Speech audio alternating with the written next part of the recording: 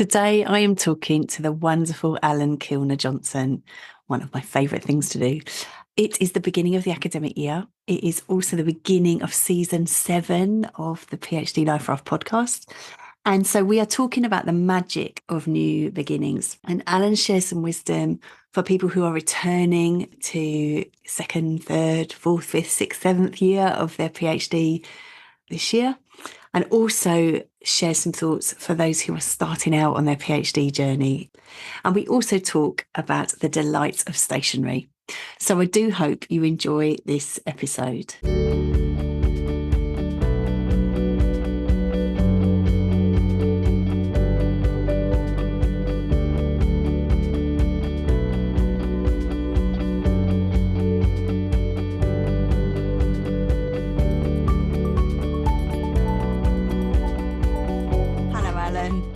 Hi, Emma.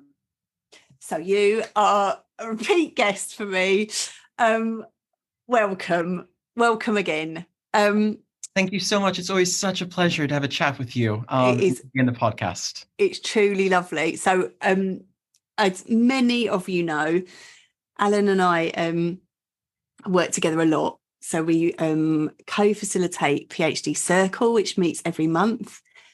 We also, at the beginning of every academic year and the beginning of every calendar year, we run something that's called the PhD Plan-a-thon, because we believe in the kind of starting things off right. And because this is the beginning of season 7, people. Season 7. How did that happen? Cheer for that. I know. And 7 is a good number, right? So season 7, I think it is going to be a good season. And there's lots of new beginnings around for the Life Raft in terms of we've got new branding coming out. I've got a new website later on in the autumn. I'm very, very excited, and I'm into this idea of new beginnings. And so because we're getting ready for the Plan-a-thon anyway, I said, please, Allan, will you come and talk to us or have a chat with me about new beginnings? And thank you very much for saying yes. Yeah, of course. Absolutely. And thank you all for listening up to season 7, or if you've just joined us, welcome. It's a good time to join us. So we always usually start with people's story, but we've had your story. But I wonder whether we could just ask you a bit about new beginnings, because I know we've called in today, and you was just saying you're just back in the office, Director of Graduate Studies, so you're kind of gearing up for a year working in that capacity. But I wondered whether you could tell us a little bit about any of your new beginning rituals or how the new academic year starts for you. Oh, absolutely. I think this sort of goes back probably to my early childhood when I loved shopping for new school supplies every August and September. That was not the only reason I became an academic, but I think that my love of freshly sharpened pencils and probably contributed to that greatly. And I think that what's so interesting about those of us in university settings is that we have this sort of bonus opportunity for a new year around August and September. And, everyone sort of gets to set New Year's resolutions in January. But when we're studying for a PhD or working at a university, we also get to set our plans and ideas for the academic year ahead. And I think for me, it's also a little bit about the climate, particularly in the Northern Hemisphere. I'm from Cleveland, Ohio, originally, very similar climate to the southeast of England.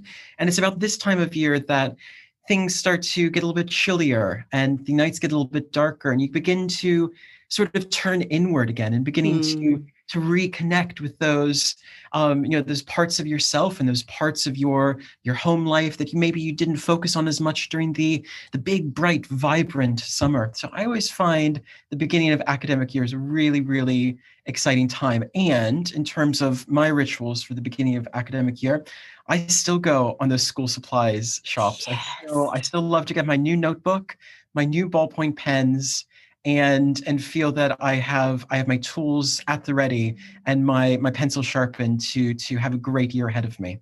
I love it. Any excuse for stationery shopping, I'm up for.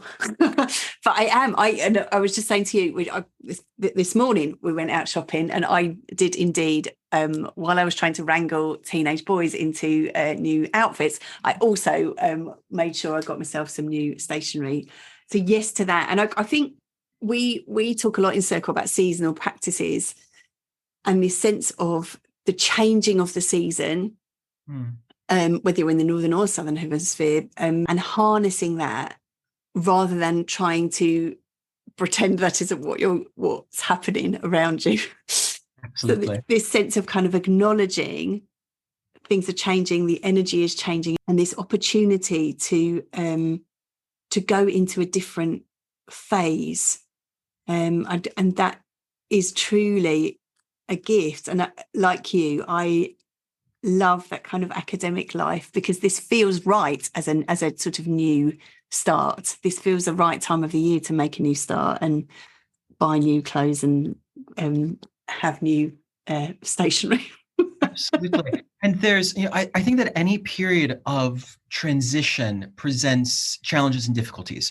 And that could be a transition from sort of your working day to your evening when you relax, or a transition from one phase of your life to another, or the beginning of a relationship or the ending of a relationship. Any of those points in our lives where we're transitioning from one thing to the next, we kind of instinctively begin to see that as a risk.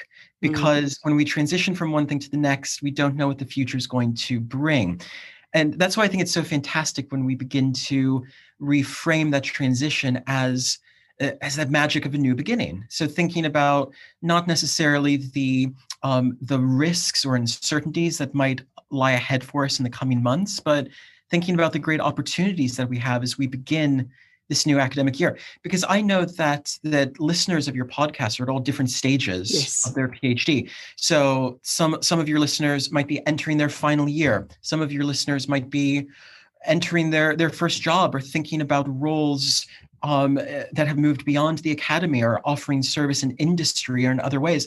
Some listeners might be planning to begin their PhD or beginning to plan for the possibility of a PhD. And I think all of these moments of transition give us that great opportunity to just reconnect with that original enthusiasm and excitement, thinking about the that magic and that sparkle of new beginnings, rather than necessarily that uncertainty of the unknown that lies ahead.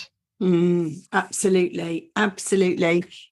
And this sense of, like you said, about transitions and the vulnerability of that's why often ritual practices happen around that. And we do have the kind of ritualistic, we've just both described it, the ritual of the new stationery, the ritual of what happens at the beginning of the year, that the induction processes, those kinds of things that help us over the threshold, literally.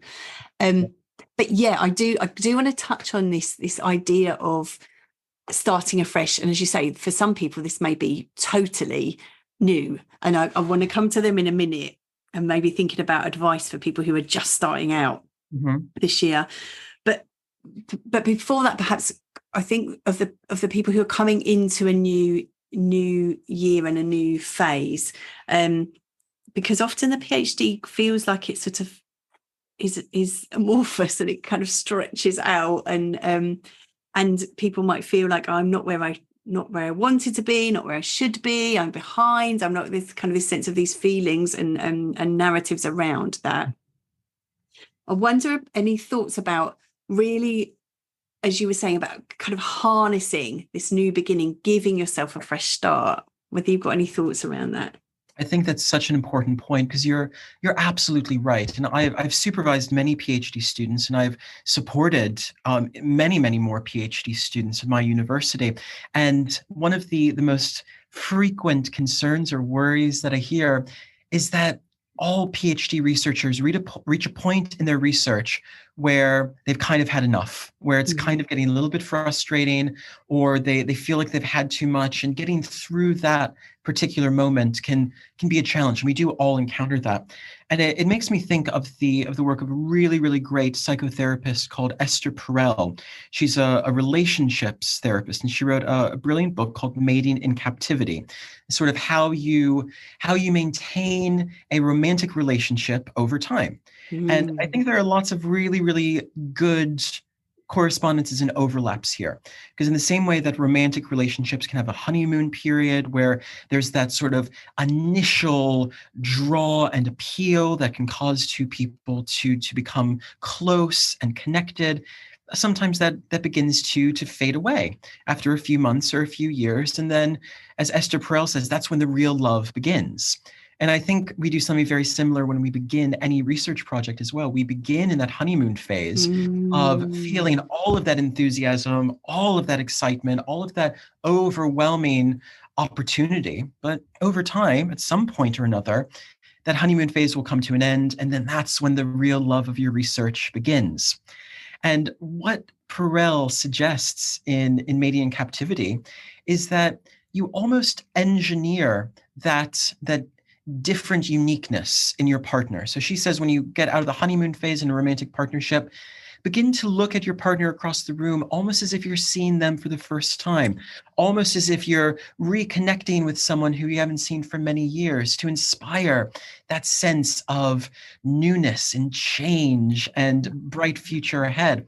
And I think that when we go through these rituals of buying our new pencils at the beginning of the academic year, or sitting down at our desk for a new working day, that's exactly what we're doing. We're having the opportunity to look with fresh eyes at our research, not allowing it to become sort of the forgotten partner that we no longer care about, but becoming that object of devotion and desire once again.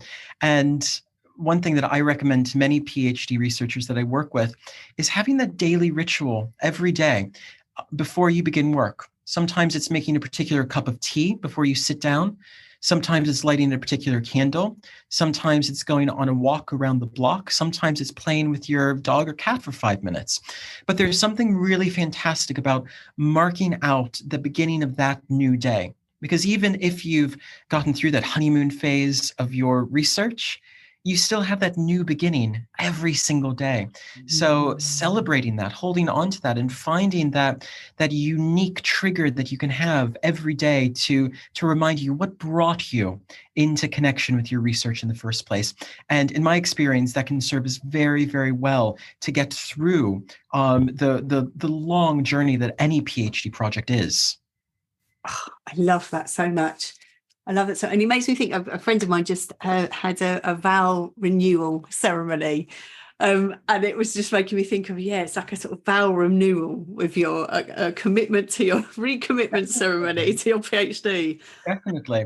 And there's a bit of a meme, a style of thing that sometimes happens on social media where people are pictured in marriage ceremonies to their printed thesis or carrying thesis, bundled up like a baby. And I think that that's probably very indicative of a very, very deep human response to the commitment that goes into a PhD. Yes. A PhD is never going to be an easy journey, but it's a journey that we can go through, and we grow from going through it. So I think that these deep emotional responses we have to our work are very, very telling about the importance that the PhD offers to us. I love that. And I love this idea of a fresh start, this sense of kind of drawing a line and saying, okay, I get to start again. I get to try again and not worry about what was before. I'm starting where I am now, and I'm going to move forward from that. It's a real power. There's a real power in that. Awesome. So that's for the people who are kind of coming back. But there will be people who are just starting out, and hooray for that. Welcome to the last draft. Hearing that. Any thoughts for those people, Allan? Two things that immediately come to mind. There's a phrase, the reflective practitioner, that's oftentimes used in pedagogy. So when teachers are being trained or lecturers are being trained, they're often told to be reflective practitioners in the sense that they are looking at what they're doing. Each day that they're doing something, they then briefly reflect on it and think about how they can incrementally improve the next day. And I think there's something really valuable in new PhD researchers at the beginning of their journey thinking about themselves as reflective practitioners, because this is a new realm. This is a very different context than an undergraduate or even a master's level qualification. So not going into it expecting that you're going to know exactly what to do or exactly what to think, but knowing that if you're becoming aware of and conscious of your journey along the way and allowing yourself to reflect upon what's gone well and what could go even better next time, you begin to develop and hone those abilities to really provide contribution to your field and produce some great research. So allowing yourself to reflect upon the process is a crucial step, I think, at the beginning of a PhD journey.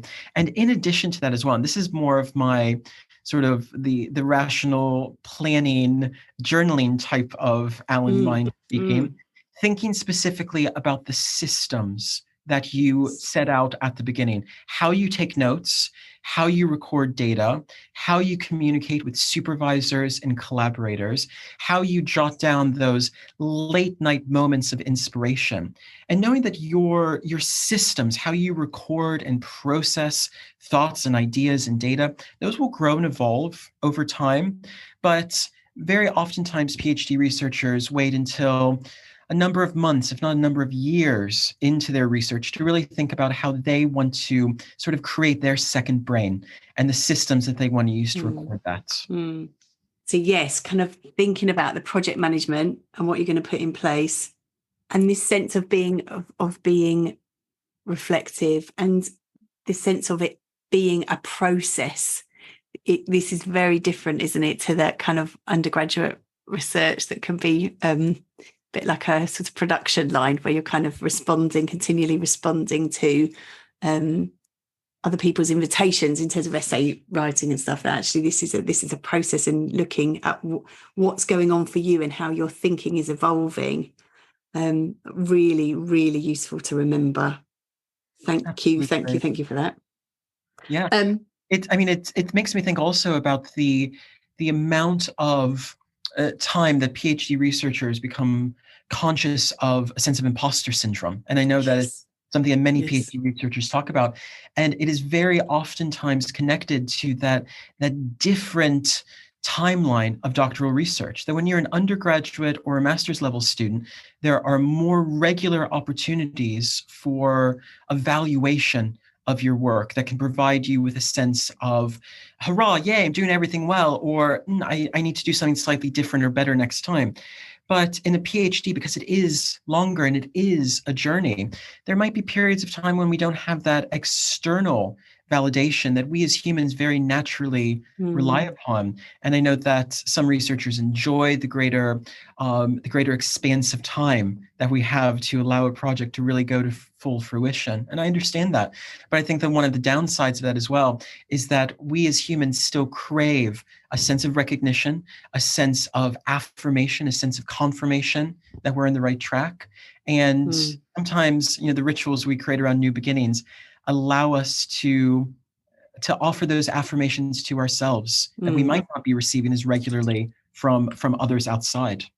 Yes, I think absolutely that kind of providing your own punctuation points, I think, is really useful, and meaningful punctuation points for yourself, where you can pause, reflect, start again. Oh, absolutely. I love it. So we're nearly out of time. I said it always goes so quickly. So I'm gonna invite you in a minute for just some top tips for new beginnings, and it might be a recap of what we've already said. But just to say, people are very welcome to come and join us for the Plan-a-thon. It's the stuff that we've been talking about today, really, isn't it? This sense of it. We think about where you've been. It's over a week. Think about looking at where you've been, where you want to go, and then kind of setting intentions for the coming academic year. It's usually really beautiful, isn't it? It's really.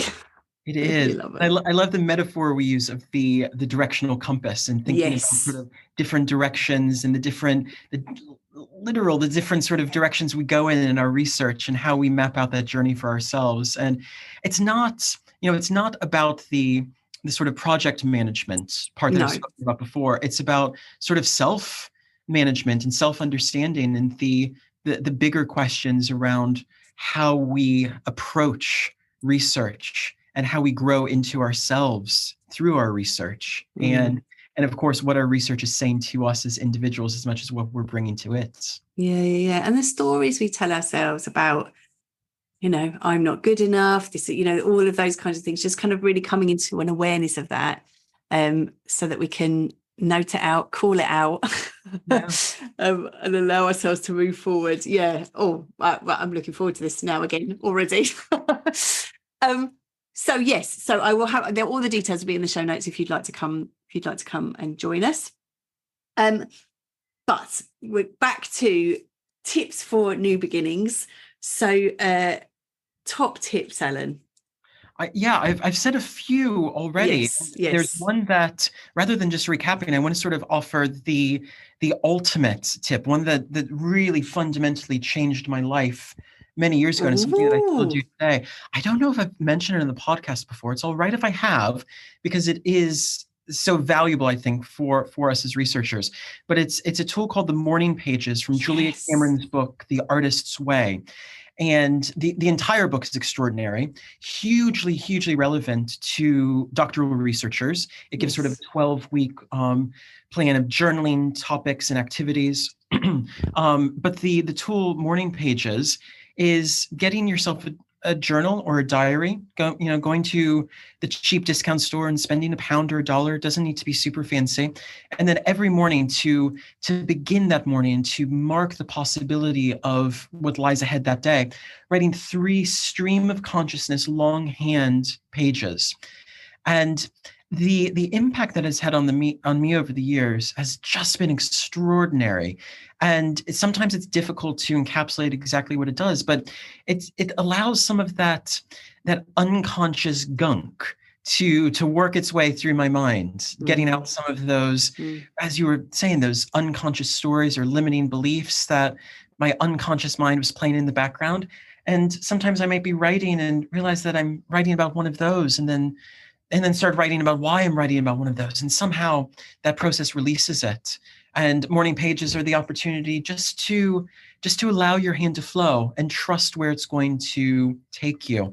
The book, The Artist's Way, speaks a great deal more about the theory of Morning Pages, but I think that my top tip is simply give it a try. Maybe tomorrow morning, committing for the next 3 days, for the next 5 days, to see what that feels like, writing 3 stream of consciousness pages, longhand, every day, and noticing how that impacts upon you, and seeing in particular how that impacts upon you as a researcher going into this new academic year or the start of a new journey for you.